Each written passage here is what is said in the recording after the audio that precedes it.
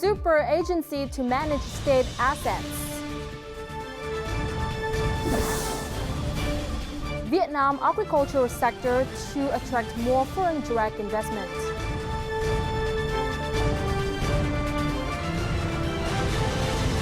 Hello and thank you for tuning into another edition of BizLine brought to you by VTV International. You're with me, Lina Pham.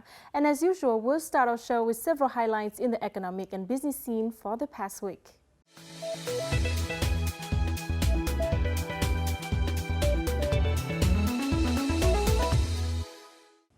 Vietnam's medium-term outlook remains positive, Kim Phoc, the acting country director for the World Bank in Vietnam, said during a review of the country's economic performance in Hanoi on Tuesday.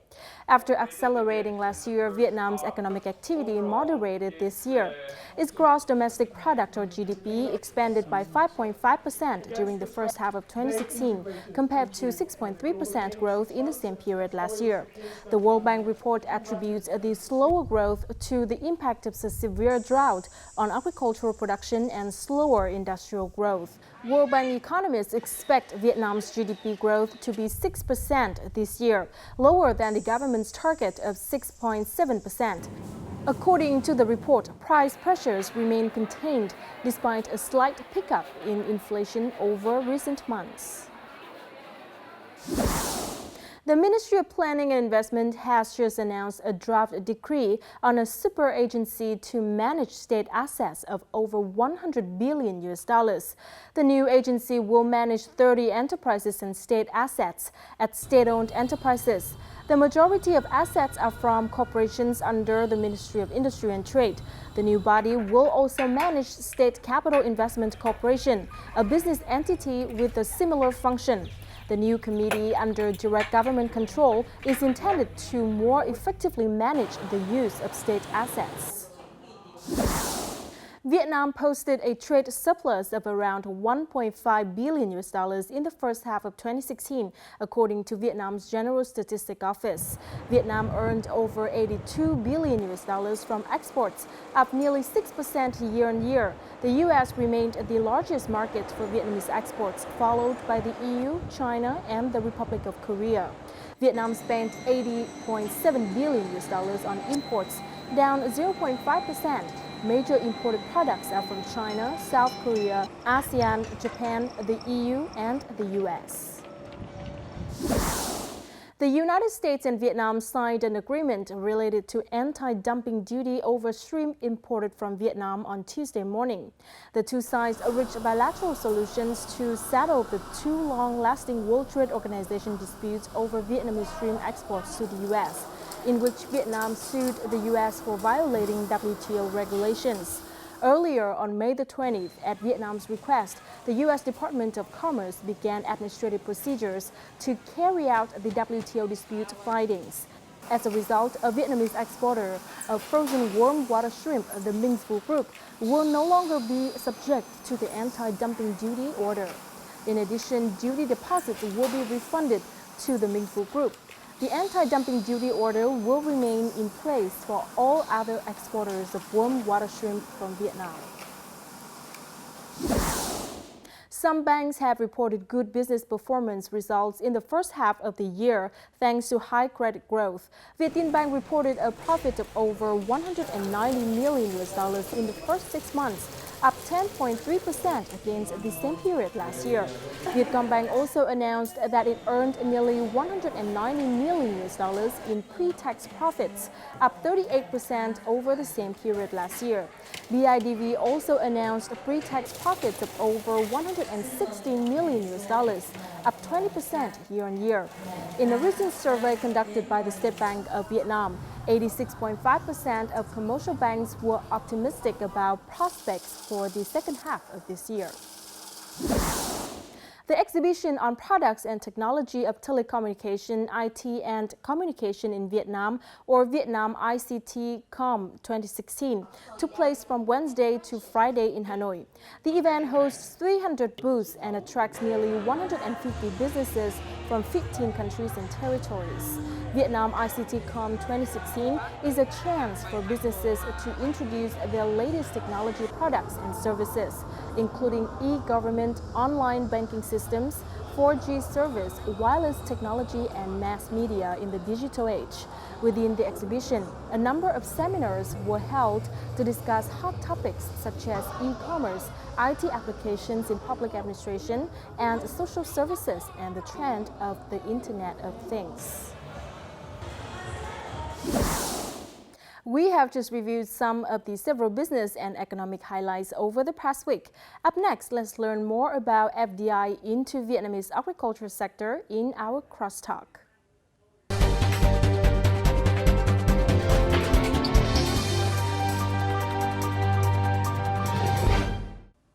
Agriculture is one of the most important pillars of Vietnam's economy. The sector has a lot of development potentials, but the inflow of foreign direct investment in this field is still limited. While foreign investment of the country tends to increase, the flow of capital into the agricultural sector are too small in terms of scale and amounts of capital compared with total foreign investment capital of the whole country. With numerous trade agreements coming into effect in the near future, Vietnam will receive strong flows of foreign capital. How should agricultural sector be prepared to attract more foreign investment? To learn more about this topic, I had a chance to sit down with Mr. Nguyễn Đỗ Anh Tuấn, Director of Institute of Policy and Strategy for Agriculture and Rural Development under the Ministry of Agriculture and Rural Development. But before we start, let's take a look at the following clip. Despite bringing in export turnover of about 30 billion US dollars each year, foreign direct investment or FDI in agriculture remains limited. According to the Foreign Investment Department, under the Ministry of Planning and Investment, there are currently only 530 FDI projects in agriculture, forestry, and aquaculture in Vietnam, with total registered capital of 3.7 billion US dollars.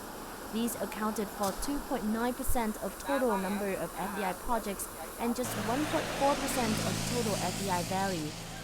The average capital size of projects in the agricultural sector is about 7 million US dollars per project.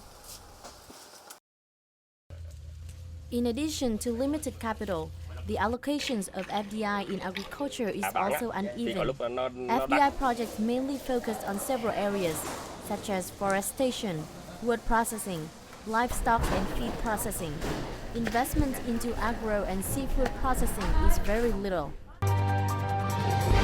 Rất cảm ơn ông đã nhận lời tham gia chương trình Bizline. Nguyên nhân của thực trạng vốn FDI vào nông nghiệp còn hạn chế là gì ạ? Tình hình chung mà nói về mặt khách quan ấy, thì cái đầu tư trực tiếp nước ngoài vào nông nghiệp trên toàn cầu cũng không phải là quá nhiều. Tôi lấy đơn cử là nếu mà số trung bình ấy, cái số đầu tư trực tiếp nước ngoài vào nông nghiệp so với tổng đầu tư trực tiếp nước ngoài ở trên toàn cầu nó chỉ chiếm độ khoảng 1% thôi. Các cái nước mà có cái tiềm năng nông nghiệp rất lớn và thu hút được cái đầu tư nước ngoài vào nông nghiệp nhiều nhất ấy, ví dụ như Argentina thì cũng chỉ được 6%, New Zealand thì cũng chỉ được 3%, còn các nước xung quanh khu vực chúng ta thì nó chỉ xung quanh độ khoảng 1% thôi. Thế thì cái câu chuyện của các nhà đầu tư trực tiếp nước ngoài khi đầu tư vào nông nghiệp về mặt khách quan mà nói ở các nước, nó có những cái chuyện ví dụ như là cái mối quan tâm của họ là tận dụng được cái thị trường của các nước sở tại, mối quan tâm của họ là phải tận dụng được cái vùng nguyên liệu lớn, đấy, những cái sản phẩm nguyên liệu rất lớn, hay là mối quan tâm của họ là phải tận dụng được cái dư địa mà cái doanh nghiệp trong nước chưa thể cạnh tranh được với họ.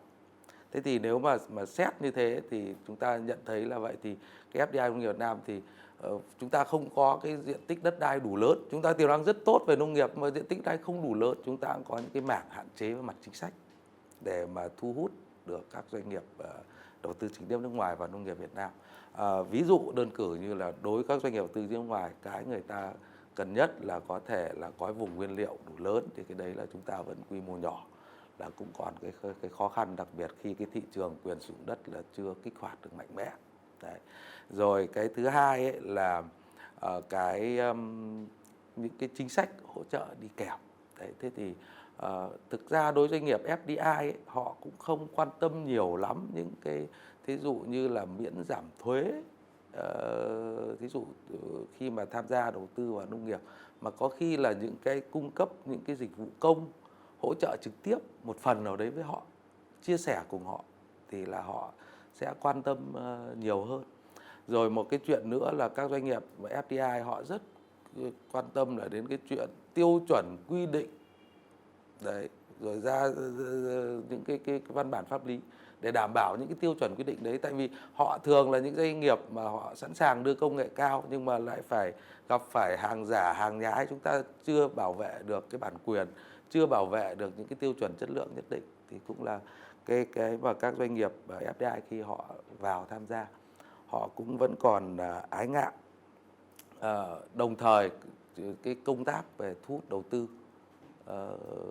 để cho các doanh nghiệp đầu tư nước ngoài vào nông nghiệp thì chúng ta cũng chưa có những cái hệ thống tổ chức một cách gọi là bài bản, chưa có tổ chức chuyên nghiệp, chưa làm theo một cách chuyên nghiệp để thu hút các cái doanh nghiệp đầu tư trực tiếp nước ngoài vào nông nghiệp Việt Nam. Many experts have shared their opinions about the difficulties faced by the agricultural sector in attracting foreign investment. According to the chairman of Vietnam's Association of Foreign Invested Enterprises, Nguyễn Mai, investment in agriculture means shared interest between investors and farmers. Vietnamese farmers are small-scale producers, often aiming for immediate benefits, not long-term ones. Only when farmers start cooperating to increase their scale of production and improve in professionalism will investors be attracted. Lack of land is also another issue. According to former Minister of Trade Trương Đình Tuyền, enterprises have two major difficulties when investing in agriculture: shortage of land, usually from hundreds to thousands of hectares for agro plantations, and high risks as production relies on the weather and crop diseases. Agricultural insurance does not meet these needs. According to the chairman of Vietnam's Association for Small and Medium-Sized Enterprises, Cao Sĩ Kim, only about 1% of enterprises invest in agriculture. Because agriculture production involves high risk but has low profits, growth in the sector remains at around 3 to 4% a year. Đặc điểm chung của các đối tác đang đầu tư vào nông nghiệp Việt Nam là gì ạ? Các doanh nghiệp FDI hiện nay đang đầu tư vào nông nghiệp Việt Nam thì họ thường là có mấy cái đặc điểm mà chúng ta nên tận dụng. Đấy, là có cái nguồn vốn là rất có dài hạn, họ có cách làm ăn bài bản, họ sẵn sàng có cái đầu tư nghiên cứu và ứng dụng công nghệ cao. Và hiện các doanh nghiệp FDI vào Việt Nam thì mới ở những cái bước đầu thì họ tận dụng nhiều nhất là một là những cái thị trường nội địa trong nước. Đấy. Và thứ hai là những cái sản phẩm mà Việt Nam đặc biệt có lợi thế, ví dụ như cà phê. Đấy, là các doanh nghiệp là tham gia rất mạnh vào những cái ngành như ngành cà phê. Cũng có một số doanh nghiệp tham gia vào trồng rừng, tham gia về chế biến gỗ, chế biến lâm sản nữa. Vậy thì cái việc mà phân bổ nguồn vốn không đồng đều đấy thì nó ảnh hưởng như thế nào đến sản xuất nông nghiệp ạ?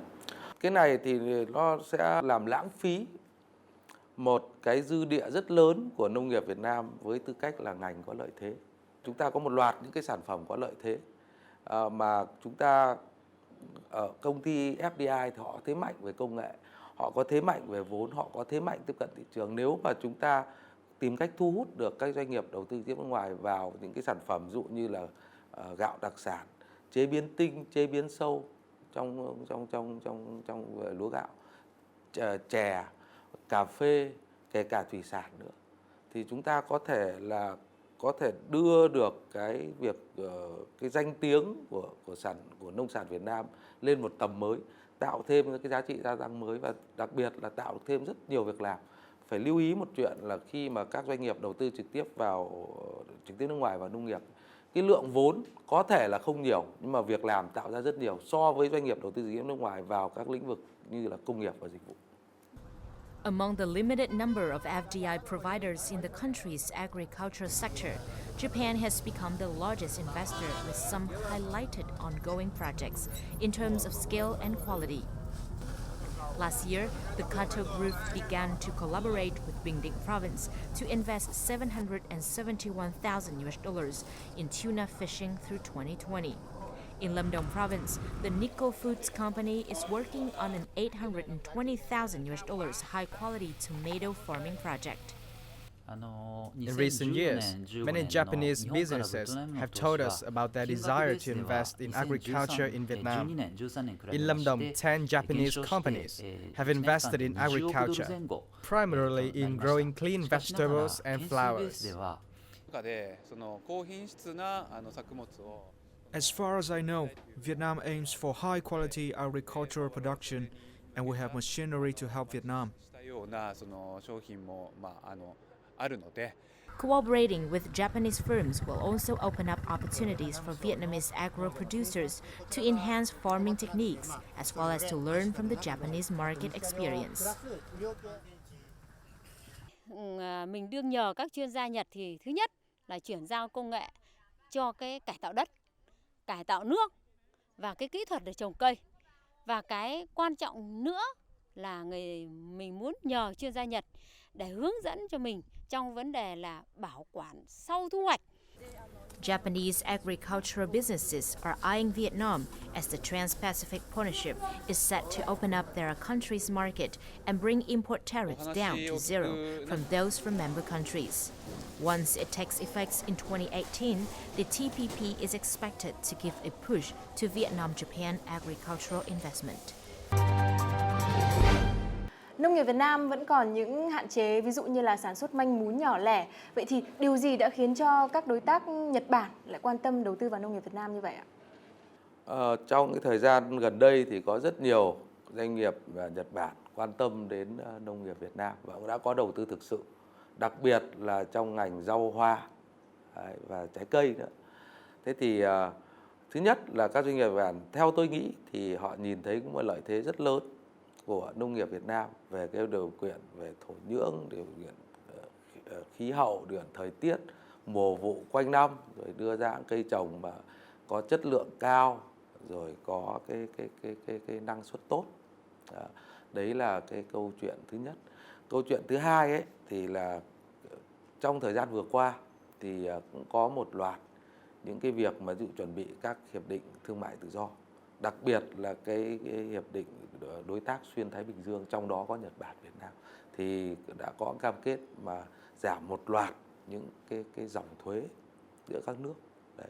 Thì đây cũng là một cái cơ hội mà các doanh nghiệp Nhật Bản thấy rất tiềm năng, là nếu mà giảm thuế như vậy thì sẽ rất tốt để mà khi đầu tư Việt Nam là cái chỗ mà có lợi thế về nông nghiệp thì có thể là để đưa ra không ở thị trường Việt Nam mà còn xuất khẩu sang các nước khác, thu lại lợi nhuận. Đấy. Rồi cái thứ ba là cũng có một cái hiệp định riêng về cái hợp tác giữa nông nghiệp Nhật Bản và nông nghiệp Việt Nam. Thì hàng năm đều có cuộc gặp thường xuyên giữa hai bộ trưởng, rồi các bộ trưởng cũng đi kéo theo các nhà đầu tư để tạo điều kiện cho nhà đầu tư nối kết với nhau, nối kết nhà đầu tư Nhật Bản với các địa phương để tạo điều kiện thuận lợi, ưu đãi. Thì đấy là những cái cơ hội mà tôi nghĩ là các doanh nghiệp Nhật Bản họ bắt đầu có quan tâm rất lớn đối với nông nghiệp Việt Nam. Như ông cũng vừa chia sẻ là một trong những cái lợi thế của Việt Nam đó là vì Việt Nam tham gia vào các hiệp định. Thế thì điều này có thể sẽ giúp cho Việt Nam thu hút được nhiều FDI hơn. Thì theo ông thì các doanh nghiệp Việt Nam đã có sự chuẩn bị như thế nào để đón nhận những cái thời cơ này? Thì các doanh nghiệp trong ngành nông nghiệp thì cũng theo những cái số liệu mà điều tra mới nhất thì so với cái thời hội nhập WTO thì đã hiểu biết hơn về những cái hiệp định thương mại thế hệ mới, đã sẵn sàng hơn với những cái cơ hội đầu tư mới, cũng như là sẵn sàng hơn với những cái thách thức có thể diễn ra khi mà giảm thuế quan nhưng mà sẽ tăng hàng rào kỹ thuật ở tất cả các nước.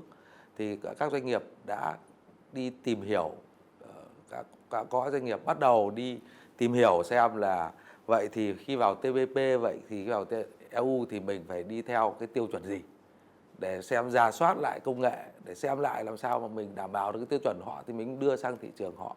Có doanh nghiệp thì cũng đã đi tìm hiểu ngay cả cơ hội đầu tư ở các nước khác để mà nối kết với các nước khác để đưa sản phẩm sang các nước khác, hoặc là mang sản phẩm các nước khác về Việt Nam. Đấy, ví dụ như là có doanh nghiệp thì đã đi tìm hiểu cơ hội đầu tư về nuôi bò sữa, rồi trồng trái cây ở bên Úc, bên New Zealand chẳng hạn. hoặc là có doanh nghiệp đã chủ động đi tìm các cái đối tác đầu tư của Nhật Bản, ví dụ như là trong sản xuất lúa gạo, ví dụ như là trong cùng cái sản xuất và chế biến trái cây, sản xuất chế biến rau quả, để làm sao mà không những là chỉ tiêu thụ về Việt Nam mà còn xuất khẩu sang các nước, để lấy thương hiệu của các cái tập đoàn, các công ty lớn mà người ta có cái uy tín tốt để cùng nhau đưa sản phẩm sang các nước. In the first half of this year, FDI in agriculture was recorded to increase by 86% over the same period last year, lifting the total FDI capital in the sector to $53.1 million US. This number is quite impressive and partly a result of the country's agriculture sector implementing various measures to boost foreign capital.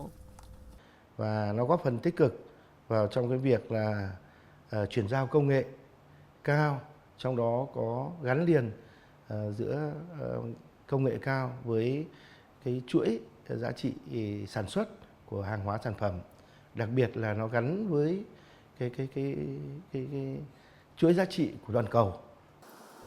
As part of solutions to draw more FDI into the sector, the Ministry of Agriculture and Rural Development has drafted a strategies to attract FDI into the sector with plans until 2030. The strategies targets $5 billion US of FDI into the sector in 2020 and $8 billion US in 2030. The total FDI value in agriculture is to account for 5 to 10% of the total FDI value in Vietnam after 2020.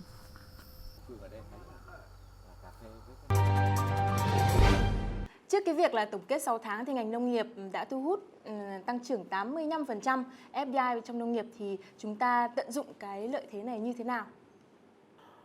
Ngành nông nghiệp và phát triển nông thôn trong thời gian qua ấy, thì thứ nhất là trong cái việc mà chuẩn bị hội nhập quốc tế, đặc biệt những cái hiệp định thương mại đẳng cấp cao, thì cũng đã rà soát lại toàn bộ những cái quy định, những cái tiêu chuẩn để mà làm sao chúng ta phải hài hòa hóa với tiêu chuẩn quốc tế.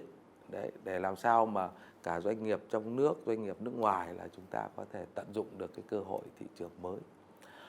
Cái thứ hai ấy là Bộ Nông nghiệp Phát triển Nông thôn đã nối kết cùng với Diễn đàn Kinh tế Thế giới để lập ra những cái nhóm đối tác công tư, đối thoại trực tiếp với các nhà đầu tư nước ngoài tại Việt Nam để tháo gỡ khó khăn vướng mắc cho họ trong quá trình triển khai đầu tư, để lắng nghe ý kiến của họ về các cái chính sách mà chính phủ cần phải đưa ra để mà làm sao thu hút, hỗ trợ doanh nghiệp đầu tư một cách hiệu quả nhất, đầu tư có tính bao trùm cho cả người dân chứ không phải chỉ cho doanh nghiệp, đầu tư để đảm bảo cái sự bền vững cho đất nước.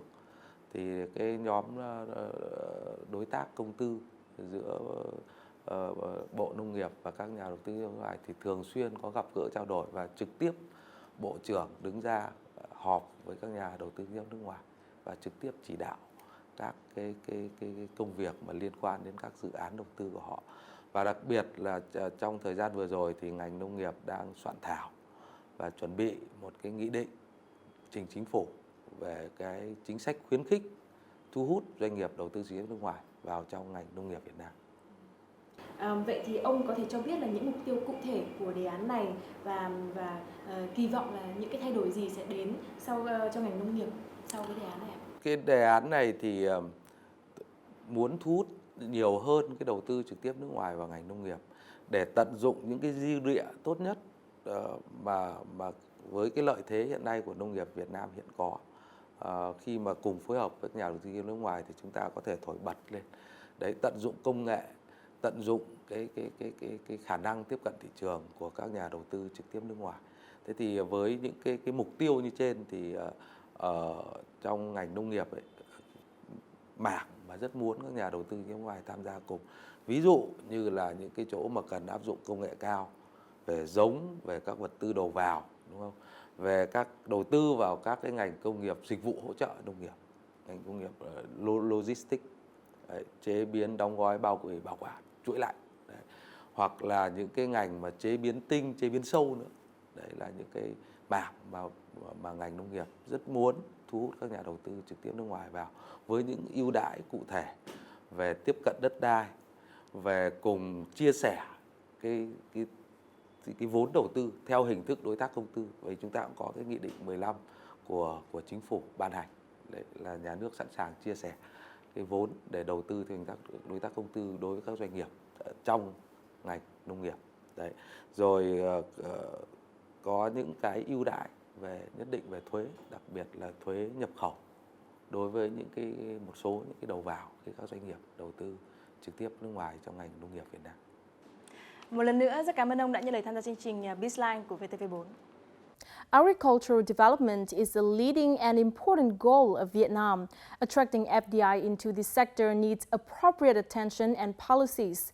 With the information shared in our talk, let's hope that the sector is on the right track under a strategic and long-term orientation to strive for more foreign investment. And that also wraps up our Bizline this week. Thank you very much for being with us. You can always rewatch our show at vtv4.vn or youtube.com/vtv4go. And now, goodbye from Hanoi.